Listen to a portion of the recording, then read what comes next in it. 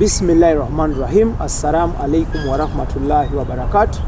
Mbanirizaako abalungi abali mu kutulaba akadde kano amanya n'eddoboozi nze IBRAH Mukasa tuli ku extra digest mugoba nsonga era nga olunaku olwaleero tuzzeemu nate era tukomyewo nate ne mwami Tonny Kinaalwa na Uganda wangaalira mu America muwandiisi wa butabo muzadde mulimi businessman ate nga musajja ate katonda. Mwami Tonny, one, happy new year. Thank you. Twawuliziganya buwuliziganya ku ssimu naye tubadde tetuddangamu kulabagana tuzzeemu kulabagana leero mu mwaka omujja 2023 nkwanirizaako ku show era nga nsaba obuze ku balungi abatulaba. Neyanziza nnyo mukulu IBRAH omukulu Idris Lukwago n'omukulu Dan Mugoya okusobola ate okumpa omukisa okukomawo ku TV ya digest ya extra digest mugoba nsonga ate okusobola okubaako era byennyonnyola. Tusiima nnyo bannange abagoberezi ba extra digest okulaba nga mufaayo ku bintu bye tuba tubannyonnyola okubyogerako wansi mu comments ate n'okusobolera okubaganya ebirowoozo ku byo kuba sometimes munkubira ku masimu nkyagala nnyo okuneebaza ate era njagala mpozi n'okubakulisa omwaka omukadde n'okuagaliza omwaka omupya nagwo gubabeerere gwa ssanyu n'emirembe. Mukulu neyanzeeke. Family eri etya, emirimu giri gitya? Okutwalizaamu family ennungi ndowooza tutambula tudda mu maaso nga family. Emirimu Katonda atuwadde ekisa nagyo tukola mu mawanga gombi okugeza ne mu Uganda wano ne kuba kati wano Uganda tulinawo essomero lya Kinder Care Nursery and Primary School lisangibwa Uganda Nursery Uganda wano e Nansana. Era tuli mu preparations za kulaba nti tuteekateeka abaana bajja okutandika nga buli kimu weekiri ku ground. Era ze zimu ku nsonga ezandeese emisinde okusobola okubaawo manye tugenda kutandika tutya mu lusoma luno oluddako kuba tutandika nga 6 February. Okay, thank you so much. That is Mwami Tonny Kinaalwa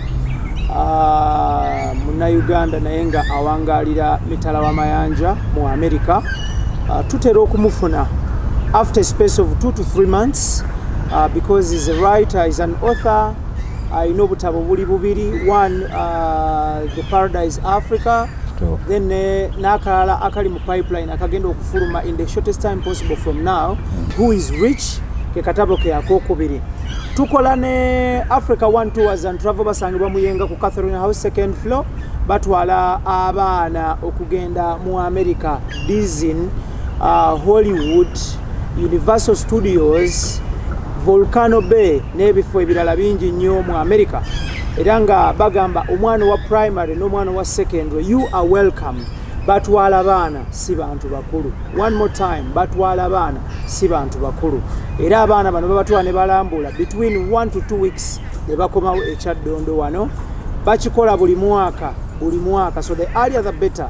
Omuzadde awangali Uganda awangali emitala w'amayanja nga wali agadde omwana wagenda alambule mu America ebintu by'abadde alaba obulabi mu film, movies oba ku internet agende abirabe physically kwatagane Africa One Tours and Travel. Ate nga trip yaffe eyaba senior citizens okugenda Egypt ne Israel naye ekyaliko. Let us register now. The earlier the better. Ennyonyi enkeze yerya olusiringanyi. So ayina omuzadde ayina senga tata uncle mom oba whoever ngoyagala agende alambule nga ayina ekirooto ky'okugenda Israel ne Egypt kwatagane Africa One Tours and Travel okukola kye bayise olugendo olutukuvu olwo. Ate nga bo banywanyi baffe aba Roast Coffee Academy Fish Round Deira wali e Dubai bakugamba jangu bakutendeke obere barista atuukanye n'omutindo gw'ensi yonna. E Kampala bayina etabe najja nankumbi wano ogenda okubanga basanga buli kimu kitambule bulungi. Babayise ba Roast Coffee Academy Fish Round Deira Dubai bekwate. Sharif Tiger yakirimu okulaba nga gusa ensonga eno. Mwami Tonny sebo tujja kusooka tuddeyo ke mabega katini nnyo tutunuulire abantu barespondinze batya n'okugula akatabo akasookera ddala, that is the Paradise Africa, akaali kannyonnyola Africa, ebirungi ebiri mu Africa bye tutannaba kuhanesinga. Okutwaliza wamu abantu omulimu bagusiima. Empandiika n'entegeka y'ebirooto byange eri amaaso g'abantu mbitegeka bulungi kuba nsooka birisaakingako nemanya kyekinaavaamu kibala kyekirungi ekiyinza okuva mu byo. Then kati ngenda okuwandiika ku kintu nga mmanyi nti omuntu bw'anaayagala okukola risaaki alabe byenjogerako oba gyebiri nga ddala gyebiri. Ne bwe gaba mawanga nga nkonye ku ggwanga nti lino lyeryavu lino lyegagga lino lifaana, nakyo nsooka kukola risaaki. Saagala mpe muntu ggwanga lyavu ate agende ku Google alisange nga mu baavu lyavaayo. Saagala ngambe muntu nti abantu b'omu kitundu kino beeyisa bati ate agende ku Google asimale nga kirala nga baakyuka. Kati mu mbeera efaanana bwetu nsooka kukola risaaki. Abantu bwe bayita mu byenjogedde nabo mumanyi bantu bakulu ate bayivu baddayo ne bakola risaaki. Kati bankubira obusimu ne basiima omutindo gw'entegekera. So katabo kakola bulungi ku one on one ku mutimbagano kokka kwembadde nkyalina challenge twakyogerako nongamba tujja kukazaako mu lulimi oluzungu tusobole okusika audience eyo ey'amawanga agawulira oluzungu kati kabadde kakyakola bulungi ku community ya Kina-Uganda. Weewaawo tutule in terms of sales. One, njagala otujjukize akatabo kano katunda $1 mmeka era abantu bakajjawa. Njagala tusooke tulanga akatabo kano because twagala abantu bagule more copies. Akatabo kano kali ku $10 eza America. Era kasangibwa ku approximately gyemitwalo emeka? Gyemitwalo nga 3.7. 3.6 okusinziira $1 nga bwe dollar rate. Thank you so much. Kasangibwa ku mukutu gwa Amazon. Kasangibwa ku dduuka lya Angelina Bookshop mu Uganda. Kasangibwa Angelina Bookshop mu Uganda esangibwa wa? Ezaako okutulagirira. Awali UTC basi za UTC edda ekibangiriza ekyo kati bakiyita Mukwana Arcade mwe muli Angelina Bookshop opposite Kwalisero, opposite Hamu, opposite Park Enkadde, opposite Nakivubo Muse. Mukwana Arcade eri wakati awo nga bwe nkusiigidde ekifaananyi omulungi atulaba. So bw'otuuka mu Mukwana Arcade oba oyise ku mulyango oguva ku Park Enkadde opposite Park Enkadde Mall, oba ayise ku mulyango gwa opposite Ham Shopping Ground, oba ayise ku mulyango opposite Kwalisero oba ekikuubo. Olutuuka munda obuuza bubuuza nti njagala Angelina Bookshop. Bookshop, yes. Mwekali. That is mu hard copy. Then mu soft copy tukajja ku Amazon. Mu dollars zaffe 10. Ku soft copy kali ku $7. Kali ku $7. Kubanga omuntu aba agenda kukasomera ku ssimu ye. Agenda kasomera ku laptop ye. Tekali downloadinga. Downloading. That is very good. Then wano mu Kampala ku Angelina Bookshop tukagula mu hard copy. Mukagula mu hard copy. N'ogenda n'osoma mpola bw'oteekawo olupapula bwe lukaawulawo okomye. Kituufu. Ate n'okukubiriza abantu bannange emitwalo 3 oba n'ekitundu sente nnyingi naye ku bintu by'oba osoma ng'olaba nti bigenda kwongera ku bwongo bwo naawe okutegeera ensi bw'etambula na kiki osobola okuyamba ensi ate sente ezo ntono nnyo compared ku bintu ebiri mu katabo ako ate n'engeri gye tukaabamu biki ebitunyiga. Wakati nasobola okulaba biki ebitunyiga kuba mbaddeko mu bulamu bwonna obunyiga mu bulamu bwange nga njankula Katonda antegekera ensi bwe njanjiyita mu challenges mpise mu nnyingi. Kakati nategeka akatabo nga ndabira ddala emitendera mwe tugenda tuyita stages omuntu okutuuka kafazaali mu middle income class okulaba nga takyakaaba nnyo ng'ate bwe yali akaaba. Kati ebintu ebirowoozebwa okusitula omuntu okutuuka mu class etakyakaayana nnyo mu katabo ako mwebiri senga tuba tubikoze. Akati emitwalo 3 n'ekitundu egikagula tokaaba nnyo nti akatabo bakaseera nnyo. Soma goberera naawe weegatteko ku mugendo osobole okukubiriza abantu ku ki ebikalimu kasobole okutandika okukola. sijja kusobola kukola bwomu ate tojja kusobola kumpagira nga totegedde biki biri mu bwongo bwange kuba kati obwongo bwange nasalawo mbusaasaanyize mu katabo ojja kutusanga ffe otugambe muntu ku muntu kikalubamuko extra digest mugoba nsonga IBRAH Mukasage manya tulina mwami Tonny Kinaalwa muna Uganda awangalira mitala wa mayanja ate nga muzadde addukanya saluuni Boston, Massachusetts. Abantu be Boston mbatumiddeko nnyo okuli Saalongo ne Naalongo. Saalongo Suuna ne Naalongo Zaina mbatumiddeko Boston yawo. Mwebale kuwangaalirayo. Ntumiddeko omwami n'omukyala baddiba nammwe nga muli Boston. Omwami ogwo tulina ekinyoozi ayina obumanyirivu mu bwakinyoozi. Abantu abannayuganda bawangalira mu America mugende abapepette saluni ye mu kusaluni ezituukanye n'omutindo gw'ensi yonna. Nali nnyumya ne muganda wange ali eyo bamuyita Hamis n'aŋŋamba yali azzeekaawo after twamala okukola nawe interview yasookera ddala yajjako ne bamukolako n'agamba services nnungi bakola bulungi nagenze oluvannyuma lw'okulaba interview yo. So tukola ne HG Smile Beauty Parlor bali Ntinda wano opposite gye bayise Middle East Restaurant. Aba HG Smile Beauty Parlor bakola pedicure, bakola manicure, bakola facials, bakola makeup, basala enviri, basiba enviri, basiga enjala, bakola buli kimu ky'omanyi.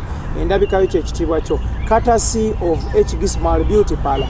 Ate nga banyonyi baffe aba Sun Cargo Shipping Company Arua Park basabaze mali from China to Kampala. Babayise ba Sun Cargo Shipping Company. Okay. Akatabo kafa kokuli bakayise akatabo kokuli bakayise Who is rich naye nga tonnakagenda mu bali njagala mpeere ddala n'endagirira omuntu wansange Boston mu kusaloni omuntu nga yandiyagadde services zange ez'obwakinyozi naye gwe okyasala oba okasindika bantu nedda ssebo omulimu gunyuma gwekengene ogwekwatiramu Baganda bagamba nti ngene mu watali ebikere bisamba ebikere bitemba enju oba bw'oteekwatiramu zifaanaganga baba boogera ku nkoko bw'otayonja kiyonjo kyazo bamu obukyafu ate ne butta enkoko akati neekwatiramu ssebo so mu ngeri efaanana bwetyo nga oyagala okunsinkana nsiŋŋaana ku 17 Lexington Street Waltham Massachusetts ku saloni bagiyita Sule Barber Shop eriraanye offices z'amagye ate era eri opposite akabangirizi ka Waltham Square akatuulamu offices za meeya w'ekibuga Waltham. Ensangibwa kakati nga tuyinza okuddayo ku katabo kaffe kobadde yogerako mbadde nga bandagirira Who is rich? Okay, tutunule who is rich oli mu stages ki etwasembayo okumanya nga muli mukola final touches okulaba nga publishinga so muli ku stage ki kati? Twali wano mu November last year. Yes, sir.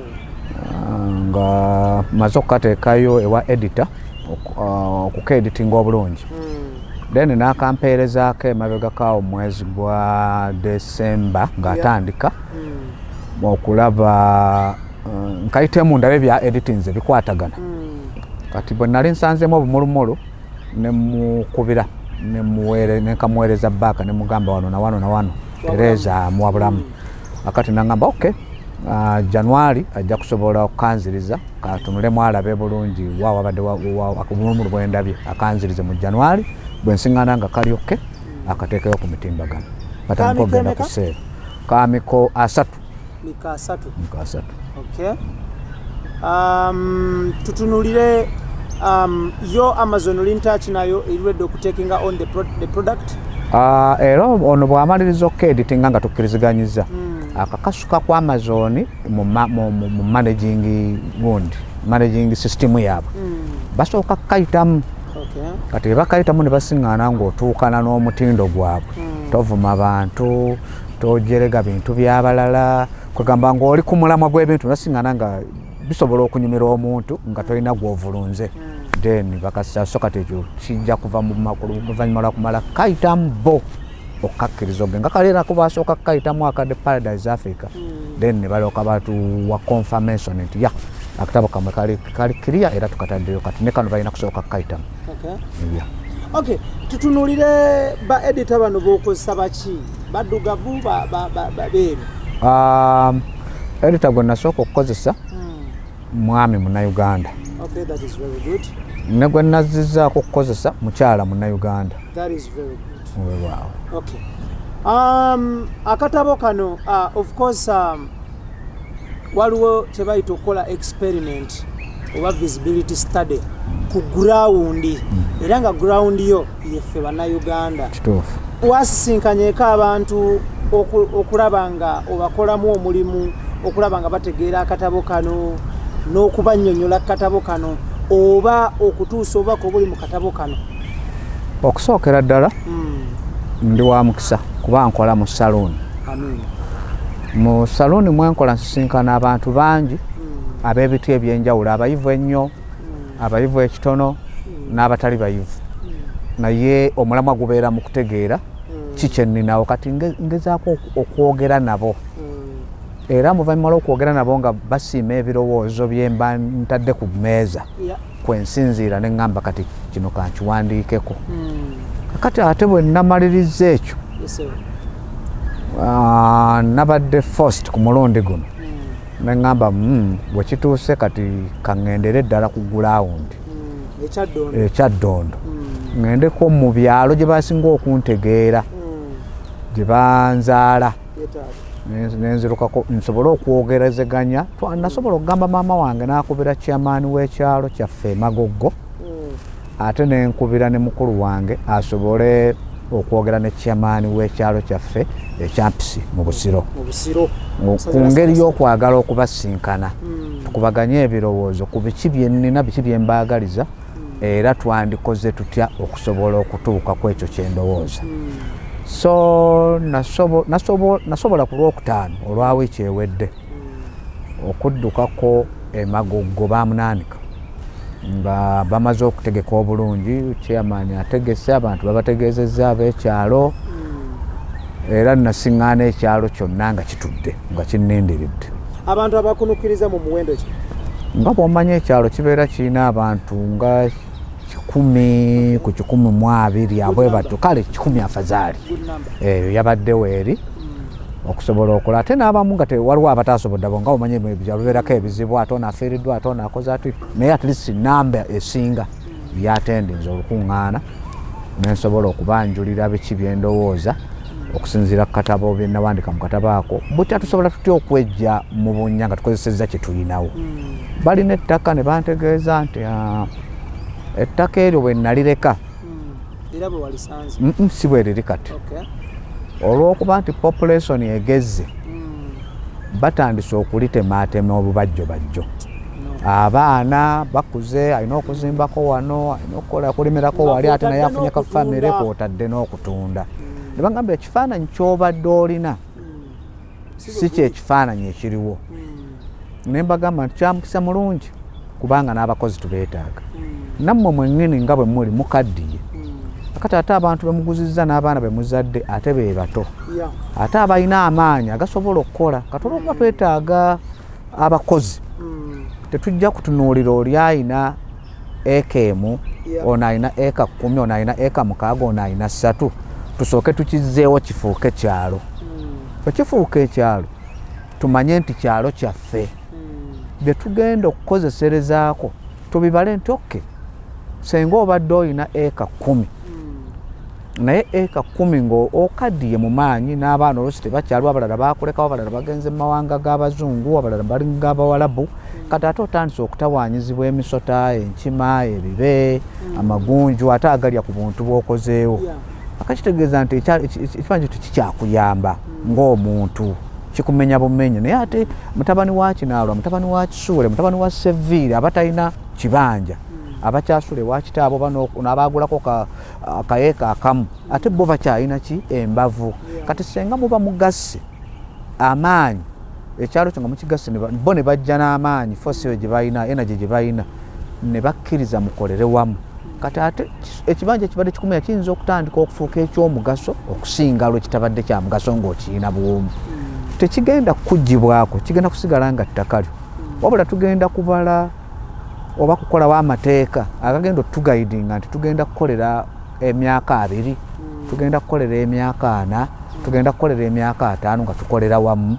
Kati bwe munaaba mutuse ku nzikiriziganya y'ekyo nga mumaze okubaga amateeka then tutandike okukola. Kati basiimye ennyinyonnyola eyo kuba abamu beezudde nga tebakyasobola na kuva mu lujja genda kukima mazzi, nga tebakyasobola na kugenda kutya abantu, nga ate batunda ku bibanja byabwe okusiga okufa bafunewo obusente obwo bwemuyambenga okugamba omwana amukimire ku mazzi agamuleete. Kati ku kasente okwo kwatoola naawe omuntu amuleetera ku mazzi, kasente okwo kwatoola naawe omuntu amugulire ku nku, naye ng'ate akasente akatunze ku ttaka ku kibanja. So wali bwe kiba kikoledde wamu ekibanja kisigala ng'ettaka lyonna weeriri, eri endagaano bweriggwako ne basisinkana nga bakyayetaaga okukolera awamu era balisigala bakolera ki, naye ng'ate ayise mu bulamu obugonvu pakati sente zaafuna ziri kiriini.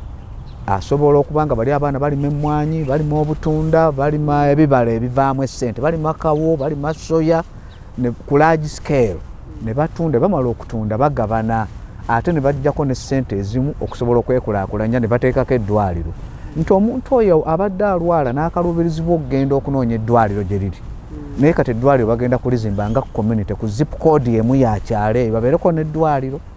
Buzzukulu bwabwe bateekeko essomero busobole okuba nga busomera awo badde butambula engendo mu mayiro nga 4-5 okunoonya essomero eddungi bwe likola ki. Mwami Tonny, eno project ogibalidde myaka emeka?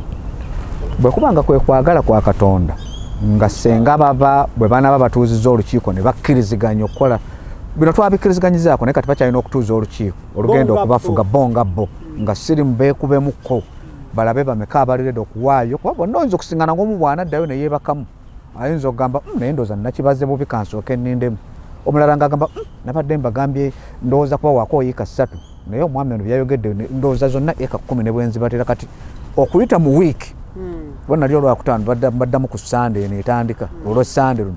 So kitegeeza bana bavuddemu ne batuula bulungi ne bavaamu ne kisalibwawo kitandikibwe.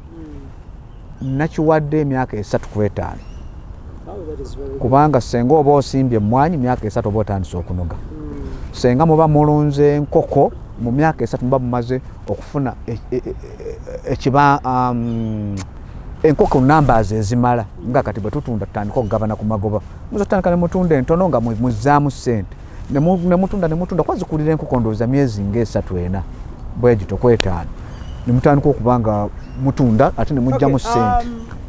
Abantu bano mu lutuula lwammwe olwasookedde ddala wasanze resistance ki okubaguza project yeno? Resistance gye nasoose okusanga ya bibiina ebyobufuzi babadde bakyalimu nnyo. Nze ndi wa Nuupu, fe aba movement aba Nuupu tebatukkiriza, fe aba naddala ab'emagogo aba movement tebatuwuliriza, ate naffe tulina eddoboozi gamba nga bakyalina enkaayana ezo. Ne mbagamba ezo ebyobufuzi, ne mbagamba kino kyendeese kyawukana ne kyemubaddemu. Nze sireese tukubagana empawa mu byabufuzi, nze ndeese ekintu tusobole okusitula omutindo gwa community n'ogikolera ebigigasa. So wabagambye statement ya response yaabwe yabadde ki? Yabadde nnungi. Thank you. Ekibuzo ekirala Munnayuganda kyayagala okumanya, abantu bano balina ettaka lyabwe. Kituufu. Gw'obongerako ki? Okusookera ddala bongerako amagezi okulaba nti ettaka eryo libeera productive. Ekyokubiri njagala kukubaganya birowoozo ne bannanga abandabira ku mitimbagano okusobola okukwasiza awamu.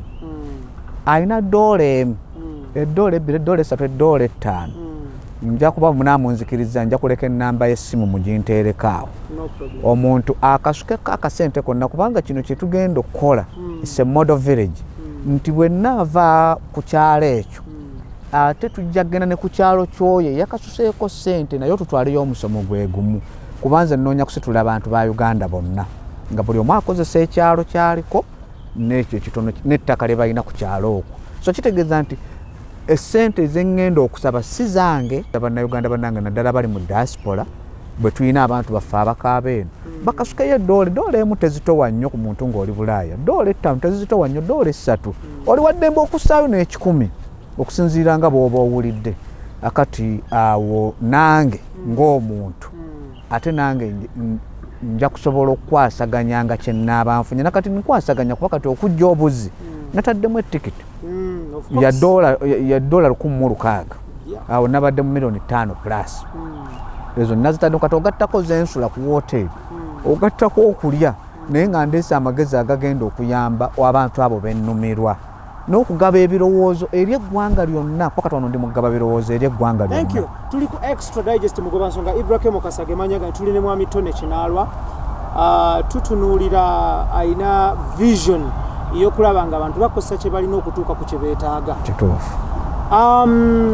Tulina obuzibu mu ggwanga Uganda waliwo ekibbattaka kyamaanyi nnyo abakulembeze ku mitendera egy'enjawulo bagezezzaako okukirwanyisa naye kikyaliwo. Abantu bano abasoba mu 50 abalina ebibanja byabwe oba ettaka lyabwe ogenda bamatiza batya okutuula awamu bagatte emitwe ku kintu ky'ettaka era oteeseteese otya okuuma oba okuyamba abantu obutabeerawo kibbattaka?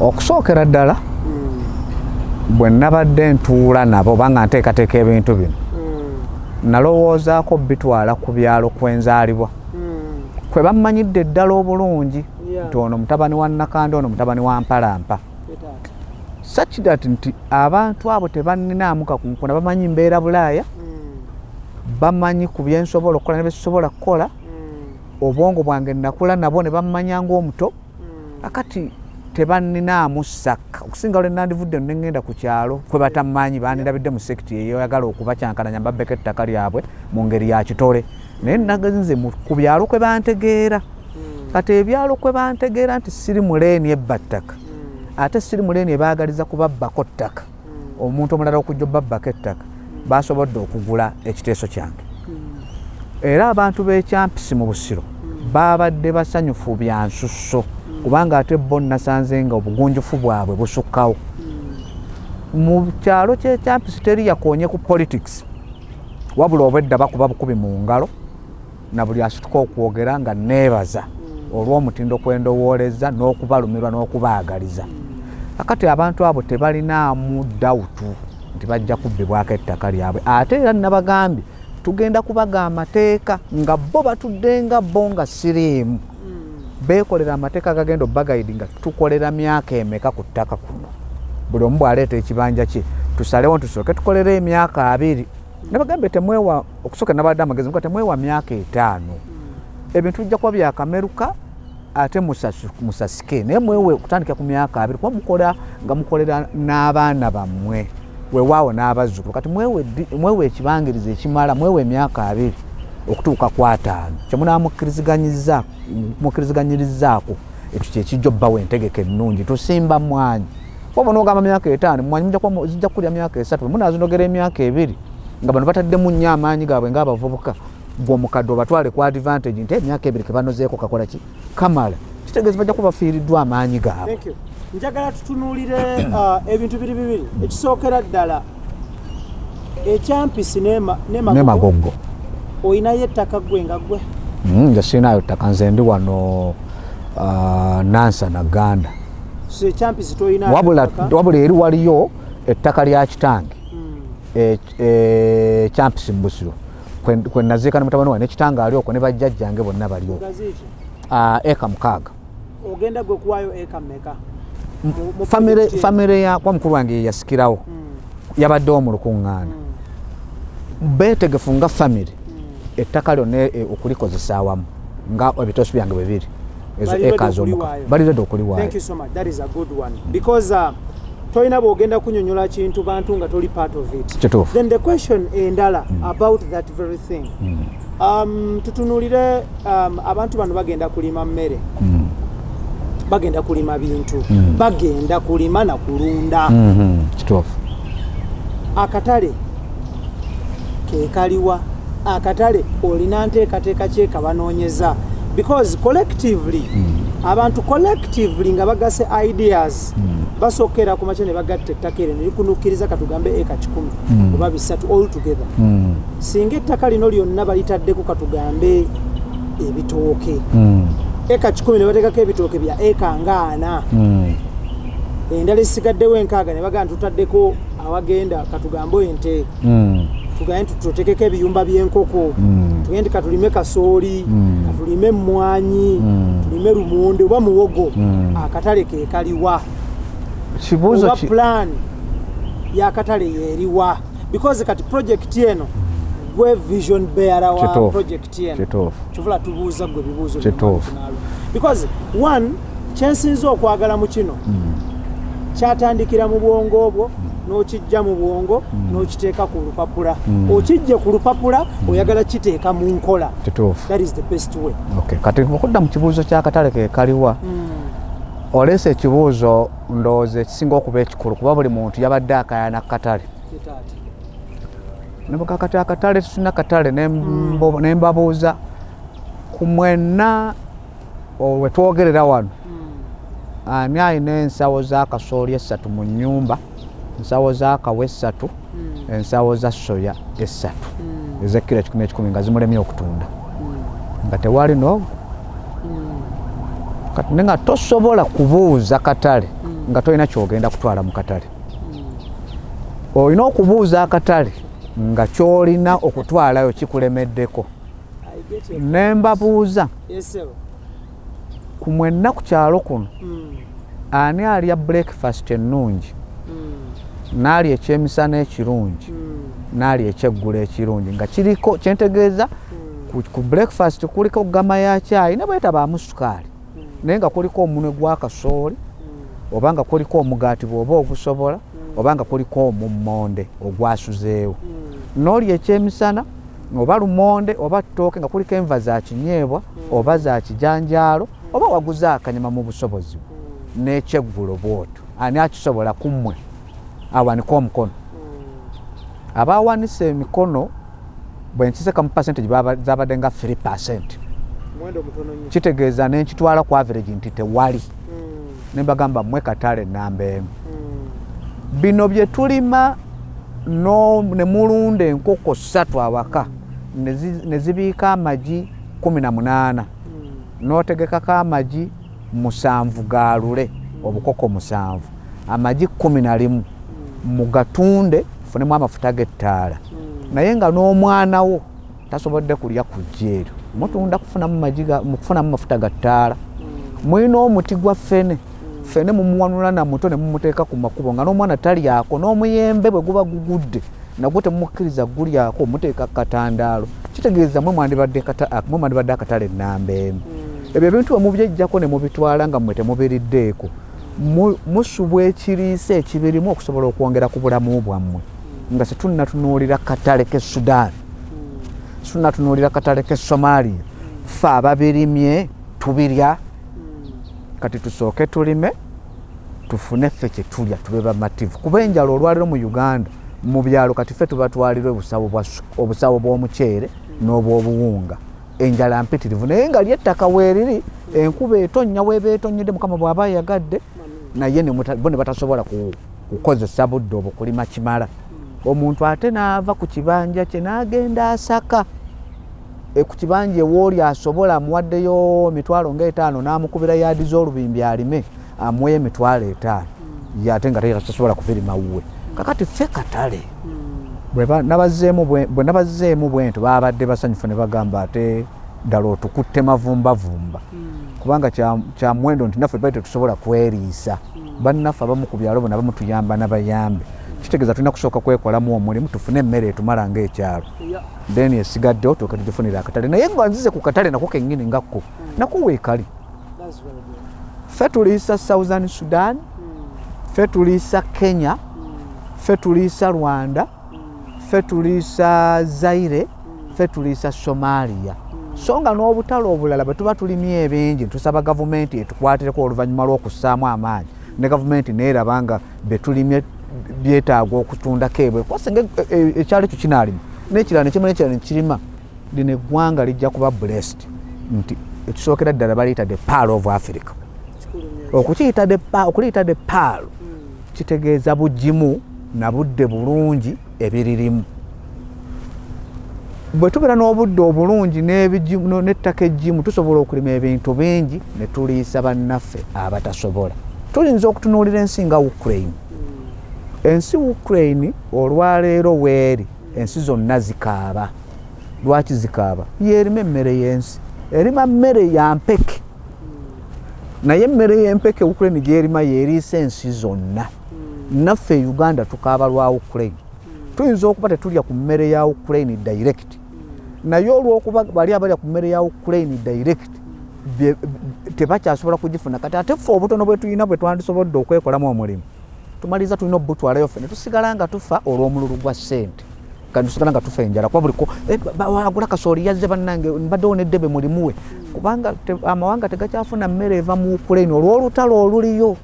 Bwebanga Ukraine ne Ukraine bwebanga Ukraine akasa akatono nsi nnene naye compared ku nsi yonna kasi katono. Bwebanga Ukraine erina obuzibu bwa weather babeera ne winter yebeera ekiseera ekinene balimira ebbanga eritasukka myezi 5 okubanga bamaze okutegeka emmere eyo n'okugikungula. Bwebanga baba ne season ey'emu ne basobola okulima emmere ebafuula abagagga times nga 10 ku ggwanga lya Uganda.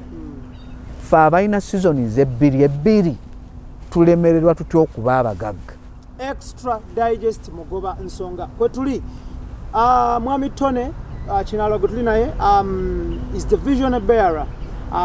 Like ali mukufuba alabe nga tuva mu bwavu abaddugavu nga tukozesa resources zetulina nga tulekera okusabiriza tulekera okuweebwa obuweebwa okozesa ekyo kyolina okutuuka ku kyoyagala. Ebintu bino yasooka n'akirowoozaako n'avaawo n'awandiika akatabo kati ali mu kuva mu katabo ateeke ebintu bino mu nkola. That is the Paradise Africa. Ate batuva mu Paradise Africa tujje ku who is rich. Who is rich? Thank you.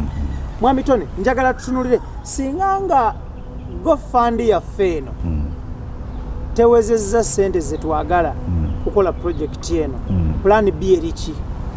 Ndowooza situnuulidde nnyo GoFund. GoFund nyinza ogissaayo ne batampana nusu tekiyimiriza project. Ettaka olede tulirina nga community ng'ekyalo abatuuze kwebali abanafu n'ab'amaanyi nga nategeka nti abanafu be babeera abakadde basobola okudda mu nkoko basobola okudda mu kulunda obusolo bw'eggwanga. Abasiraamu ne babeera mu nkoko abo abatasobola abavubuka abalina amaanyi nga bakristaayo ne babeera mu busolo bw'eggwanga mukamutambuza ddembe. So kyengezaako okwogera wano ekirwa nti resources ezisobola okutusitula tuzina olwaleero ku byalo okwo kuliko naddala kati nga ewaffe Champs mu Busiro ne bamunaanika ku ttaka lyombi ery'emirundi gyombi erinvunaanyizibwako nga famire kuliko emmwanyi kuliko n'ebirimibwako ebirala. Kitegeeza nti bwe tunoga obumwanyi tusobola okusakurificinga obumwanyi obwo obuliko. Kati buli muntu obumwanyi obuliko n'abusakurificinga. Tugamba tutandikira ku bumwanyi bwaffe bwe tuyina era nakibannyonnyodde bannakyalo kuba bakireese ekibuuzo ekyo tugenda kujjawa ssente ne bagamba zino emmwanyi ze mulina ziyiikira ku miti. Okugeza maama wange kati mukyalo wa myaka 73 akaddiyo takyasobola kunoga mimwanyi egyo kugijjako mmwanyi era anogako z'asobola esigale ne ziyiika. Ezo ssente ze zikola ki? Kitegeeza bali abavubuka abaliko abalina jet tuba twegasse bo bajja kujja okusobola okunoga mpeke ku mpeke nga tetufiiriddwa. Kati senga bananoga emmwanyi mpeke ku mpeke ez'ekyalo kyonna tujja kuba tufunye kapito. Atandika okugulayo enkoko kwe tutandikira, atandika okugulayo bumutambuza ddembe, atandika okulabirira senga omwana wa gundi alwadde naye ng'ate tuli eno tulima tumujjanjaba tutya. Ezo ssente bwe tuba tuzikozesa zisobola okujjanjaba omwana oyo, sobola okujjanjaba mwami gundi alwadde mu nsawo yaffe ng'ate eno bwe tulima. Ekikulu sizoni zaffe nnungi za myezi 3 kwena oba kati most kaŋŋamenti myezi 6 okuva ku January paka mu June ate n'okuva mu June paka mu December tulina mu sizoni emwemu mu buli myezi egyo 6. Kitegeeza emmere gye tuba tutegese mu myezi 6 eba ekuze tusobola okutundako ate naffe okulyako ne season ezirere emyezi emirala giro omukaaga naye emmere ebeekoze ki naye ebeekuze kitegeeza tutandika okufunamu ku kasente akajja natunuulidde ekintu kya gavumenti kyekola kirungi erina kye bayita parish model parish ebeeramu ebyalo ebitakka wansi wa 7 bagatta ebyalo nga 7 ku 8 oba 10 akati ebyalo ebyo ku level ya gavumenti kirungi kuba ye ekisobola naye kisigala kiddayo nti bo baba ku individual wabula bateeka nti ebyalo bino biri bimeka nti biri 7 ffenna ndowooza ku byalo kuno tulime emmwanyi naye nga buli omu agenda kulimanga ye akati mukulimanga ye mulimu abatasobola kulima era ettaka ero lijja kusigala nga ero yatasobola kulima donga era fu era abalimu abalina obusobozi bokka be bajja okusobola okuyitamu ku parish model kuba bajja kusobola okufuna obusente baleeta abapakasi babayamba okulima nga balima kiri gavumenti kiyaba designingira nti mwabe ekyalo kino okusinza ku area yammwe musobola kulima mmwanyi kati oyo yekka alina amaanyi yajja okusobola okukola ki era okulima okuganyulwamu nze njagala kuleeta concept ya kyalo ku kyalo eyange concept ya kyalo ku kyalo nga tugatta community yaffe ffenna abanafu n'ab'amaanyi tukolere wamu ku katono ke tulina nti maama wange atasobola omwana wa Kibiriga asobola ajja kusobola okusimba lumonde ku ttako ate ni maama wange naye afunemu so nga tunooli omwana abadde talina ttaka bwalimira ku parish model bajja kumukozesa nga mupakasi naye ate wano bw'anaaba alima ku kibanja kya mmanga tajja kulimanga nannyini. Thank you. Okay, embeera yeeyo olutuulo olusooka lwawedde ebyalo ebibiri Magogo ne Kyampisi kituufu olutuulo oluddako lwaddi bo bagenda kuba n'olutuulo oluddako lwa ku Sande buli kyalo kyategese ku Sande si luliimu ekyo kyabwe bo beegeyeemu so goddayo Bulaaya nzirayo Bulaaya ofune minutes oba ebivudde mu ntuulo ezo nja kusobola okukwasaganya abeerosi bambuulire kakiiko ki ke baalonze kati ate olwo erosi ngi bambukeko tandika okutambula n'akakiiko ke baalonze twali tukubaganya ebirowoozo nga tugayidingibwa erosi kuba be bakulu ab'ebitundu abatwala ebitundu ebyo naye ate baagala okulonda enkiiko ezigenda okuvuga koozi eyo oba omulamu ogwo okusobola okutambula kati olwo bwe banampa minutes ezaavuddemu n'akakiiko ke baategese ate olwo ntandika okutambula n'enkiiko ezo. Thank you. Obutabo buno obubiri The Paradise African Who is Rich Mwami Kinaalwa bwasazeewo ateeke mu nkola ebintu bino babiwandiika ne tubisoma but ye ayagala to go an extra mile ebintu bino biteebwe mu nkola bibeere nga biri physical nga birabwako so njagala kwebaza before we go olinayo bako obusembayo nga tetunaba kugenda nandiyagadde kigaziyamu katono nnyo no problem nti kati senga tusazeewo ne tukola ku Kyampisi oba ku Magogo nga tukkiriziganyiriza wamu nebeera nga case study yaffe ekyalo ekyo ndowooza nti sente ezikivaamu bwe tuba tukikozesezza bulungi tujja kusobola okuzimbako essomero nga tewakyali mwana wa ku kyalo okwo adaaga agenda funa education somewhere else tujja kusobola okufunako eddwaliro the end results zaakyo long term zentunuulira tujja kusobola okufunako eddwaliro nga lyaffe lya zip code ya kyalo okwo tujja kusobola okufunako akatale nga kaffe akatunda ebintu ebyenjawulo okuva ku byokwambala okutuuka ku mmere n'ebintu byonna oba byamalwaliro oba byaki nga biri ku kyalo okwo tujja kusobola okwekolera enguudo zaffe kubanga eri gye mpangaalira ebyalo bye tuwangaalirako bo babuyita busite kuba baavadda mu level ya village olwa bino byenjogerako bo baabituukako dda buli kyalo kitambulira ku zip code omwana wa Wothamu tasomera Watertown zip code ya Wothamu erina amasomero gaayo n'amalwaliro gaayo neya Watertown erina amasomero gaayo n'amalwaliro gaayo baabituukako mu ngeri efaanana ng'eno kubanga bo baatandika okufuna obwetwaze emyaka mingi emabega nga mu 1600 ne bagenda bino bye tuyitamu baabiyitamu naye kati ffe abagenziyo bwe tulaba nga bisoboka era nga baabikola naffe kitukakatako okudda naffe tukolagane n'ebyalo byaffe okulaba nga tukola zip code ekyalo kino kibeereko nga kyetengeredde kyekolera enguudo kyereetera amazzi kyekolera amasannyalaze era nasiŋŋaanye ng'ebizibu bye balina ku byo masannyalaze n'amazzi abamu amazzi gavumenti asobola okugatuusaayo ng'Emagogo gyegali naye ate Kyampisi tegannatuuka so nga ate Kyampisi kumpi okusinga Emagogo naye ate amasannyalaze Emagogo tegaliiyo ate Kyampisi waliwo we nalabye waya we ziyita kitegeeza abo babolako obubuuzi kusika bikondo bona abenge waya waziyita kumpi nnyo bo kubanga gabatuuseeko kati challenges ezo zonna tusobola nga tetulinze gavumenti zeekolerako okusinziira ku muganyulo gwe tufunye mu bye tulima. Okay, tweyanza nnyo tweyanzege we bali kulambulula nsonga eyo. Meeting yaffe amanya program yaffe eddako ng'okomyewo e Kampala tujja kugenda tukoseko ke stadium ku ground okutuuka ku bantu abo. Ekyo kituufu nnyo nkoze bulungi. Okuva lwe twasinkana naawe Makindye watugamba nti project eno long term era n'otusaba tutambule naawe. Njagala kwebaza nti tutambudde ffenna. Baganda bange abali mu kutulaba akadde kano just okuzzaayo katini nnyo emabega twafuna mwami Tonny Kinaalwa ne tusooka tutunulira obulamu bwe n'obuweereza bwe. Obuweereza si bwa ddiini yokka. Obuweereza osooka okuba omusambi w'omupiira ogwo nabwo buweereza. So obuweereza bwe bwakubbulula mwana wa muddugavu. That is his calling and he's putting it into action. So ne tutambula ffenna n'atugamba tujja kutunulira akatabo ne tutunulira akokubiri n'atukubira essimu n'agamba nti kaakati let us walk the talk ng'omuzungu bw'agamba. So right now mwami Tonny Kinaalwa is walking the talk. Ebintu bino ali mu kubijja mu katabo abize on ground in reality bibeere bya ddala. So njagala kwebaza mwami Tonny kintu ekyo mwami IBRAH ddala Bannayuganda bawangalira emitala w'amayanja. Let us give back to our community. I say it again, let us give back to our community. Mu area of specialization gye tuwangaaliramu mu bumanyirivu bwo bw'olina tuddize community zaffe gye tuwangaalira. Ye yasazeewo atandikire gy'ava.